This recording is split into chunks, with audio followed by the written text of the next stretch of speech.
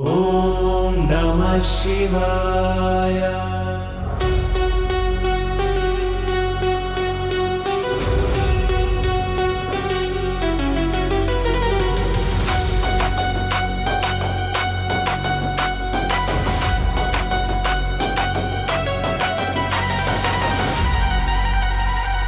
దేవరాజ సేవ్యమాన పావనాంఘ్రి పంకజం వ్యాలయజ్ఞసూత్రమిందుశేఖరం కృపాకరం నారదాది యోగి బృంద వందితం దిగంబరం కాశికాపురాధినాథ కాల భైరవం భజే. ఓం నమః శివాయ. భానుకోటి భాస్వరం భవాబ్ధితారకం పరం నీలకంఠమీప్సితార్థదాయకం త్రిలోచనం కాలకాలమంబుజాక్షమక్షశూలమక్షరం కాశికాపురాధినాథ కాల భైరవం భజే. ఓం నమః శివాయ.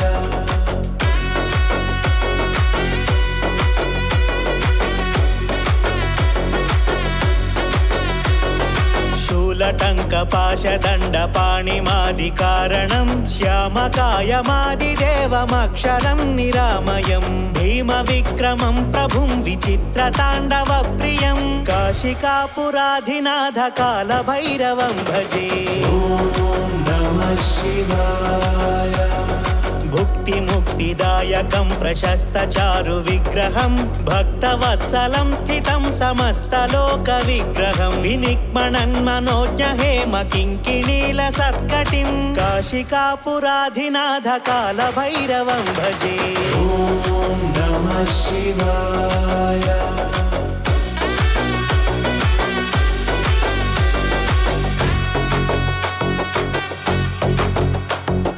ధర్మసేతుపాలకం త్వధర్మమార్గనాశకం కర్మపాశమోచకం సుశర్మదాయకం విభుం స్వర్ణవర్ణకేశపాశోభితాంగమండలం కాశికాపురాధినాథ కాల భైరవం భజే.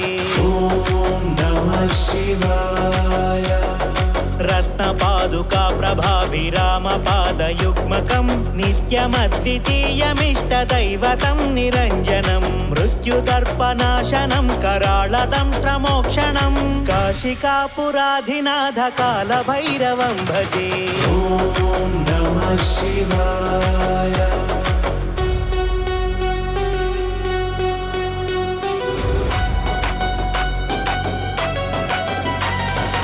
अट्टहास भिन्न पद्मजांड कोश संततिं दृष्टिपात नष्ट पापजालमुग्र शासनम् अष्टसिद्धिदायकं कपालमालिकाधरं काशिकापुराधिनाथ कालभैरवं भजे. ओम नमः शिवाय. भूतसंघनायकं विशालकीर्तिदायकं काशीवासि लोकपुण्यपापशोधकं विभुं नीतिमार्गकोविदं पुरातनं जगत्पतिं काशिकापुराधिनाथ कालभैरवं भजे. ओम नमः शिवाय. कालभैरवाष्टकं पठन्ति ये मनोहरं ज्ञानमुक्तिसाधकं विचित्रपुण्यवर्धनं शोकमोहलोभदैन्यकोपतापनाशनं ते प्रयान्ति कालभैरवाङ्घ्रिसन्निधिं ध्रुवम्. ओम नमः शिवाय.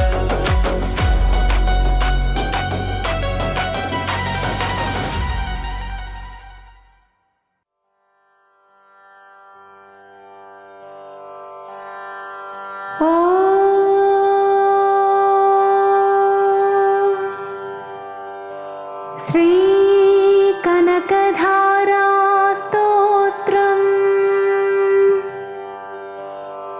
वन्दे वन्दा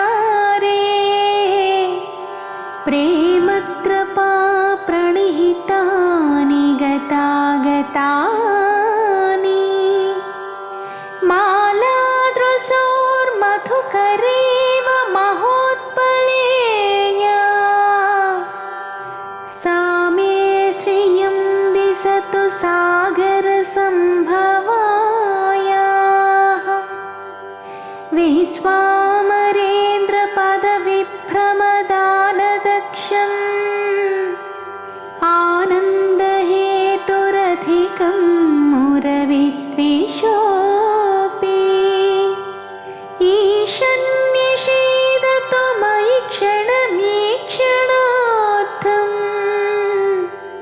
इन्दीवरोदर सहोदरमिन्दिरायाः आमीलिताक्षमधिगम्य मुदा मुकुन्दम्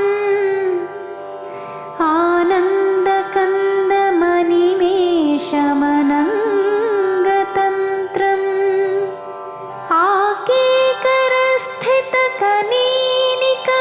आकेकरस्थितकनीनिकपक्ष्मनेत्रम् भूत्यै भवेन्मनभुजङ्गशयाङ्गनायाः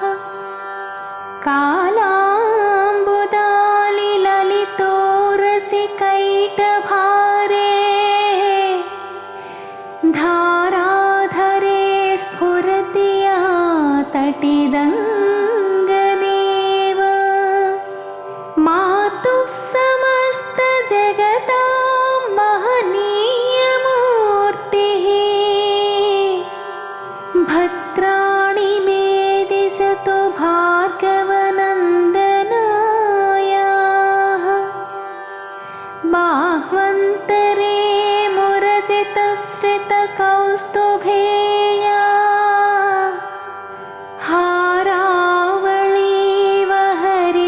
हारावळीवहरिणीलमयी विभाति कामप्रदा भगवतोऽपि कटाक्षमाला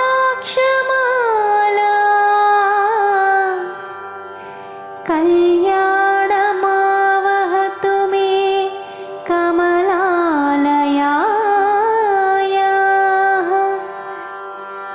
प्राप्तं पदं प्रथमतः खलु यत्प्रभावात्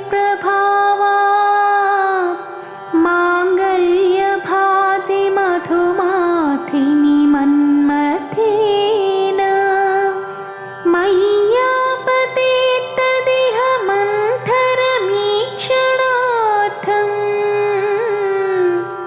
मन्दालसं च मकरालयकन्यकायाः दद्याद्धयानुपवनो द्रविडाम्बुधारा अस्मिन्न किञ्चन विहङ्गशिशौ विषण्णे दुष्कर्मघर्ममपनीय चिराय दूरम् नारायणप्रणयिनी नयनाम्बुवाहः इष्टाविशिष्टमतयोऽपि ययादयात्र दृष्टास्त्रिविष्टपपदं सुलभं भजन्ते दृष्टिः प्रहृष्टकमलोदरदीप्तिरिष्टा पुष्टिं कृषीष्ट मम पुष्करविष्टरायाः गीर्देवतेति गरुडध्वज सुन्दरीति शाकम्भरीति शशिशेखरवल्लभेति सृष्टिस्थितिप्रलयकेलिषु संस्थितायै तस्यै नमः त्रिभुवनैकगुरोस्तरुण्यै श्रुत्यै नमोऽस्तु शुभकर्मफलप्रसूत्यै रत्यै नमोऽस्तु रमणीयगुणार्णवायै शक्यै नमोऽस्तु शतपत्रनिकेतनायै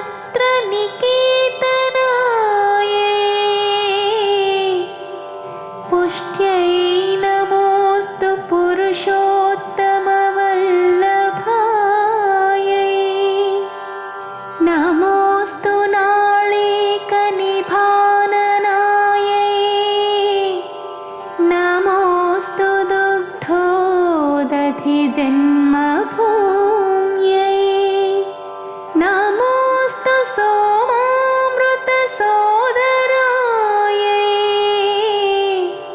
नमोऽस्तु नारायणवल्लभायै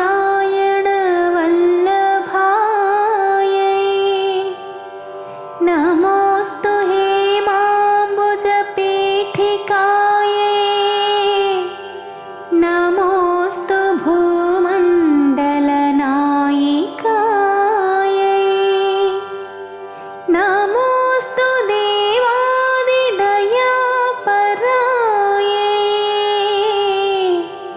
नमोऽस्तु साङ्गायुधवल्लभायै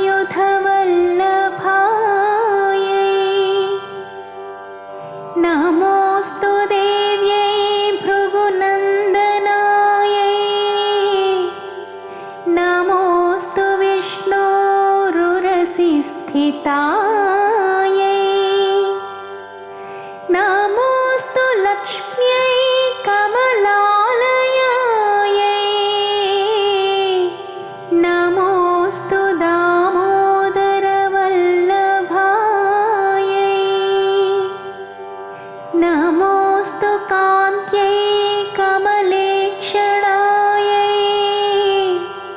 नमोऽस्तु भूत्यै भुवनप्रसूत्यै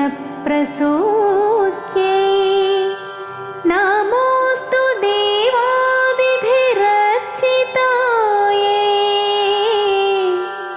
नमोऽस्तु नन्दात्मजवल्लभायै सम्पत्कराणि सकलेन्द्रियनन्दनानि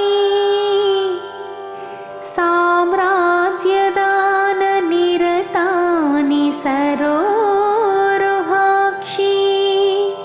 त्वद्वन्दनानि दुरितोद्धरणोद्यतानि मामेव मातरनिशं कलयन्तु नान्ये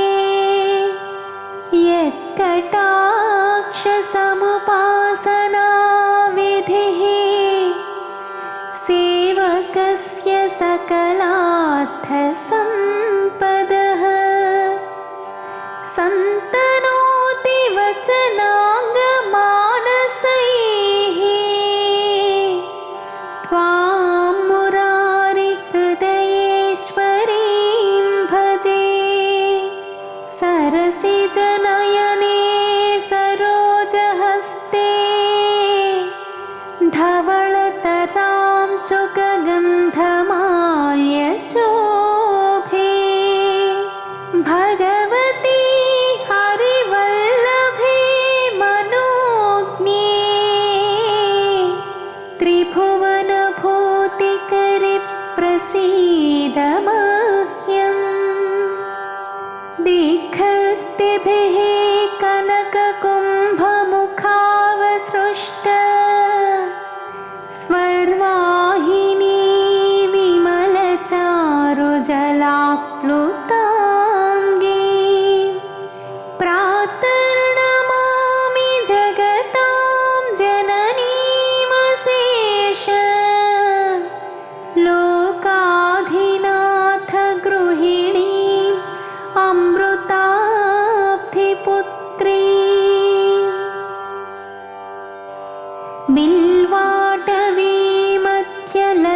बिल्वाटवीमध्यलसत्सरोजे सहस्रपत्रे सुखसन्निविष्टा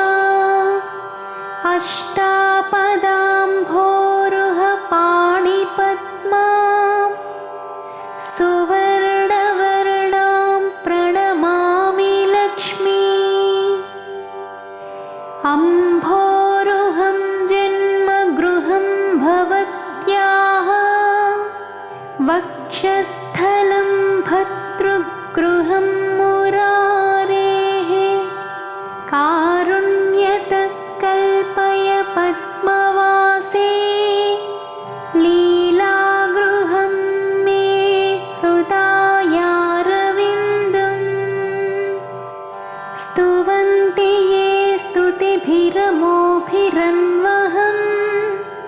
त्रयीमयीं त्रिभुवनमातरं ब्रमा गुणाधिका गुरुतरभाग्यभाजिनो भवन्ति ते भुवि बुधभाविताशयाः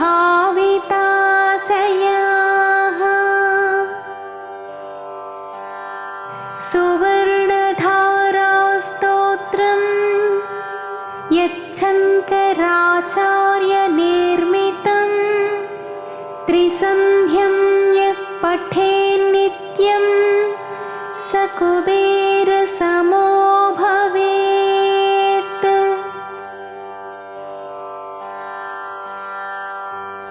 ॐ नमः शिवाय।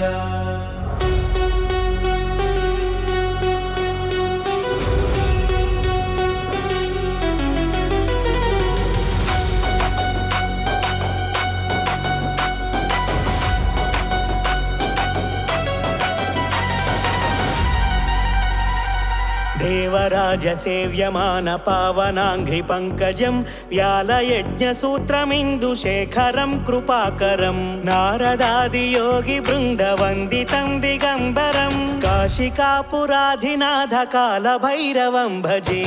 ॐ नमः शिवाय। भानुकोटिभास्वरं भवाब्धितारकं परं नीलकण्ठमीप्सितार्थदायकं त्रिलोचनं कालकालमम्बुजाक्षमक्षशूलमक्षरं काशिकापुराधिनाथकालभैरवं भजे। ॐ नमः शिवाय।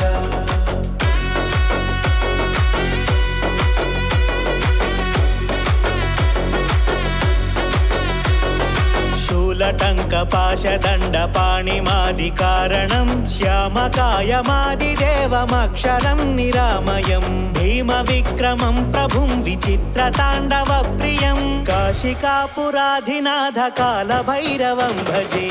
ॐ नमः शिवाय। भुक्तिमुक्तिदायकं प्रशस्तचारुविग्रहं भक्तवत्सलं स्थितं समस्तलोकविग्रहं विनिक्मणन्मनोज्ञहेमकिङ्किणीलसत्कटिं काशिकापुराधिनाथकालभैरवं भजे। ॐ नमः शिवाय।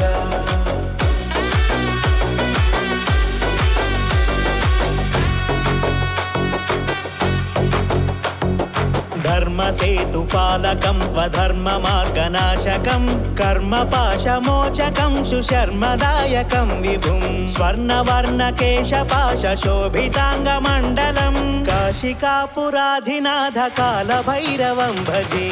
ॐ नमः शिवाय। रत्नपादुका प्रभाभिरामपादयुग्मकं नित्यमद्वितीयमिष्टदैवतं निरञ्जनं मृत्युदर्पनाशनं कराळदंष्ट्रमोक्षणं काशिकापुराधिनाथकालभैरवं भजे। ॐ नमः शिवाय।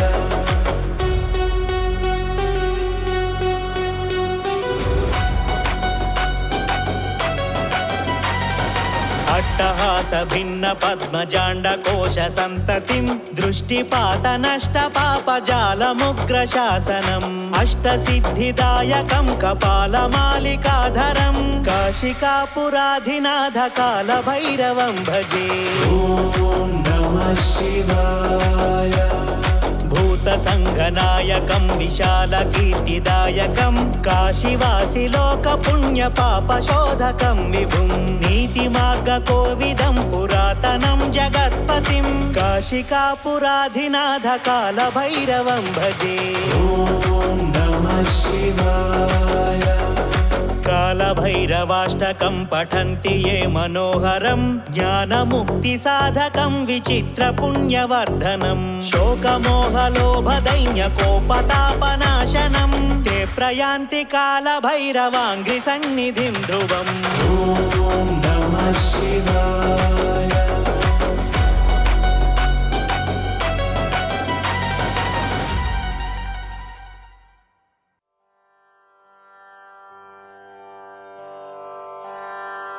ॐ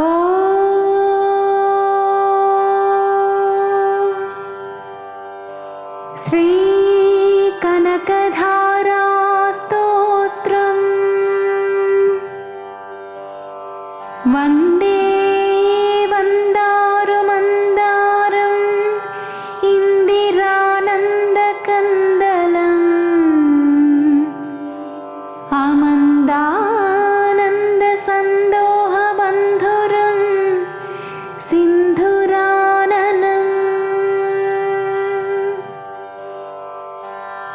अङ्गं हरेः पुलकभूषणमाश्रयन्ति भृङ्गागनेव मुकुलाभरणं तमालम्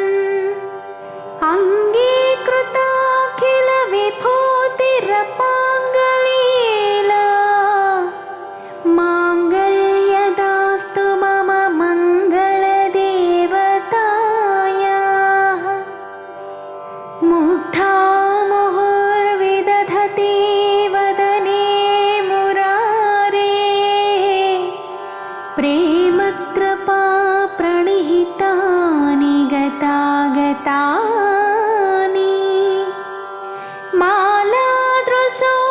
मालादृशोर्मधुकरेव महोत्पलेया सा मे श्रियं दिशतु सागरसम्भवायाः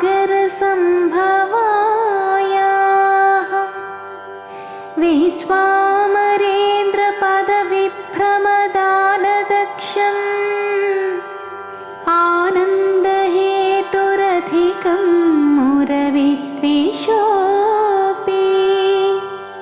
ईशन्निषेदतु मयि क्षणमीक्षणार्थम्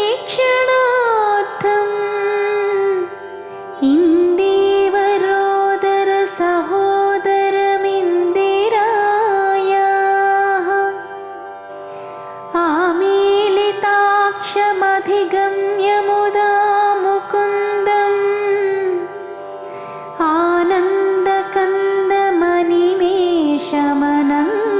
आनन्दकन्दमनिमेषमनङ्गतन्त्रम्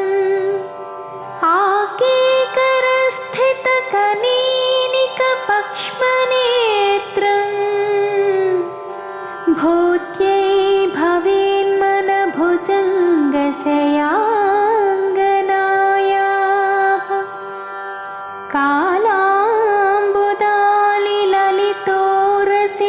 कालाम्बुदालिललितोरसिकैटभारे धाराधरे स्फुरति या तटिदङ्गनेव मातुः समस्तजगतां महनीयमूर्तिः भद्राणि मे दिशतु भार्गवनन्दनायाः बाह्वन्तरे मुरजितश्रितकौस्तुभेया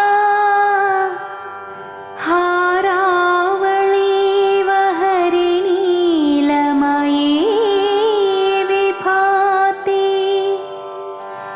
कामप्रदा भगवतोऽपि कटाक्षमाला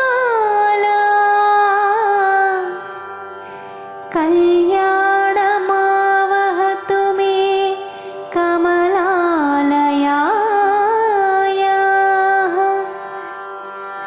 प्राप्तं पदं प्रथमतः खलु यत्प्रभावात्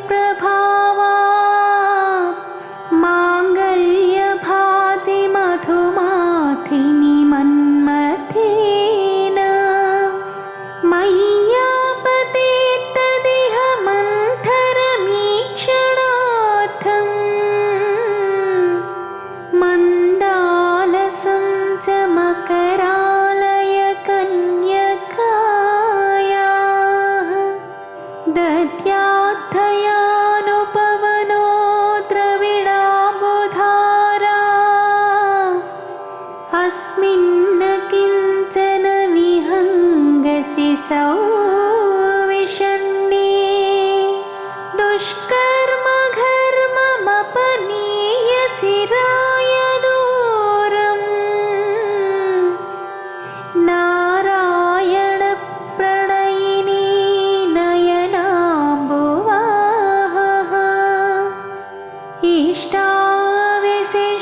इष्टाविशिष्टमतयोऽपि ययादयात्र दृष्टास्त्रिविष्टपपदं सुलभं भजन्ते दृष्टिः प्रहृष्टकमलोदरदीप्तिरिष्टा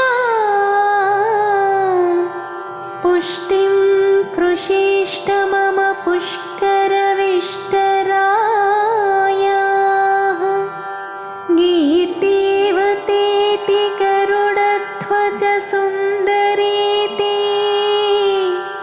शाकम्भरीति शशिशेखरवल्लभेति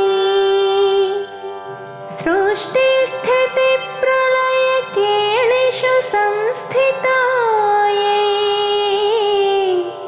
तस्यै नमः त्रिभुवनैकगुरोस्तरुण्यै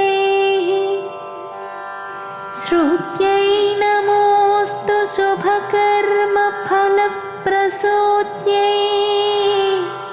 रत्यै नमोऽस्तु रमणीयगुणार्णवायै शक्यै नमोऽस्तु शतपत्रनिकेतनायै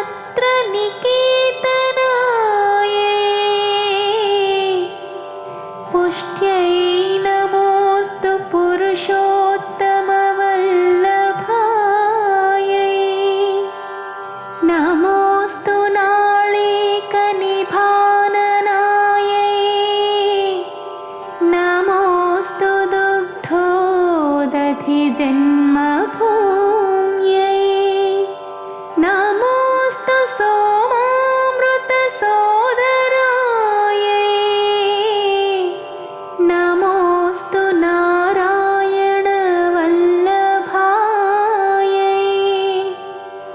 नमोऽस्तु हेमाम्बुजपीठिकायै नमोऽस्तु भूमण्डलनायिकायै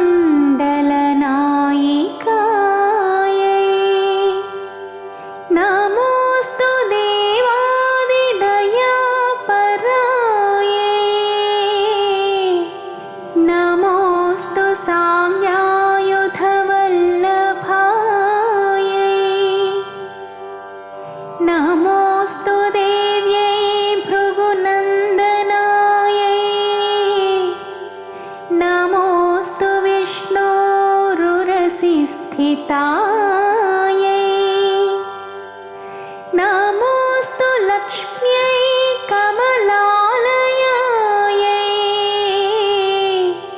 नमोऽस्तु दामोदरवल्लभायै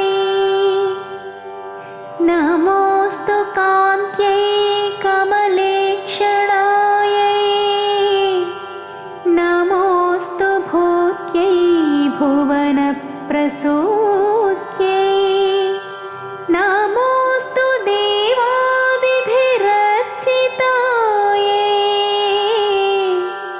नमोऽस्तु नन्दात्मजवल्लभायै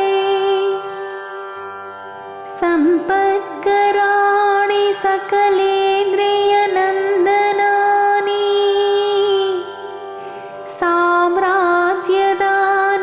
साम्राज्यदाननिरतानि सरोरुहाक्षी त्वद्वन्दनानि दुरितोद्धरणोद्यतानि मामेव मातरनिशं कलयन्तु नान्ये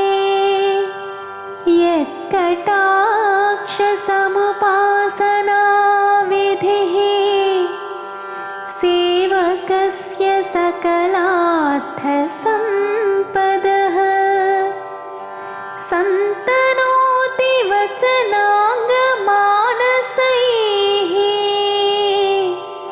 त्वां मुरारिहृदयेश्वरीं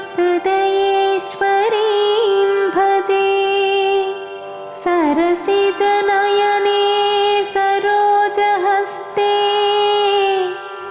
धवलतरां शुकगन्धमाल्यशोभे भगवती हरिवल्लभे मनोज्ञे त्रिभुवनभूतिकरि प्रसीद मह्यम् दिग्हस्तिभिः कनककुम्भमुखावसृष्ट स्वर्वाहिनी विमलचारुजलाप्लुताङ्गी प्रातर्नमामि जगतां जननीमशेष लोकाधिनाथाय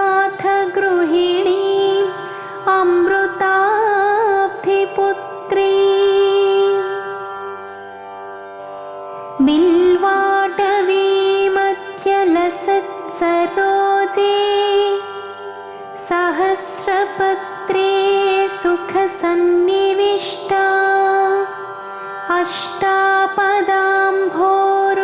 पाणिपद्मा सुवर्णवर्णां प्रणमामि लक्ष्मी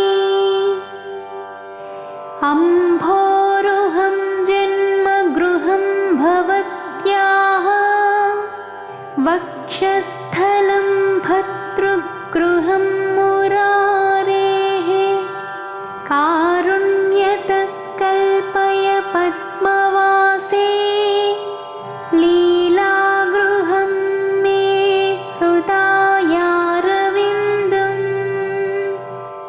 स्तुवन्ति ये स्तुतिभिरमोभिरन्वहम् त्रयीमयीं त्रिभुवनमातरं ब्रमा गुणाधिका गुरुतरभाग्यभाजिनो भवन्ति ते भुवि बुधभाविताशयाः